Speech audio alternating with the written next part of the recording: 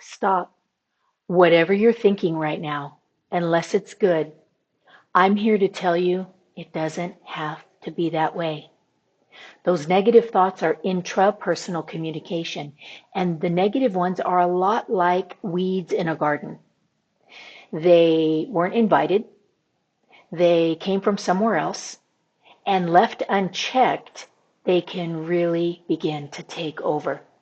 Okay, so they weren't invited. You don't sit around all day or even parts of the day and think, what horrible thoughts can I fill my head with today? So you definitely don't want them there.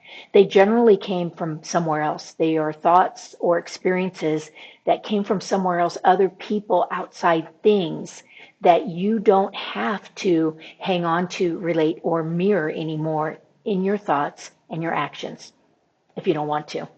And if left unchecked, yes, they get courage. They get momentum. The more they speak, the braver they get.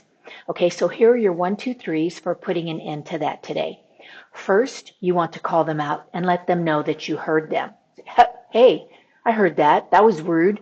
Have a very authoritative tone with them, like, whoa, stop. And don't even let them complete. If you are able to cut them off in their track, interrupt them. This is one place where interrupting is valuable.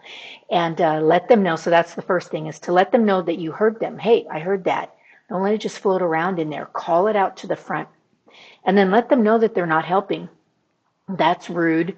That's mean. What's your problem? And then the fun part is to let them know that they're not serving you. Okay, so you're calling them out saying, I heard you.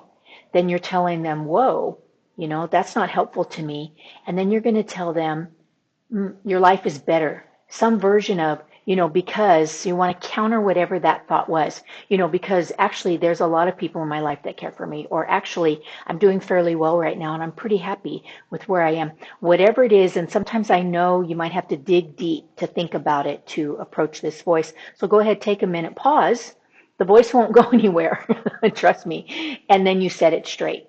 And then once you do, you're going to tell it so you can either be helpful now and notice all of these things that are going well or happening or whatever, or you can get out the door.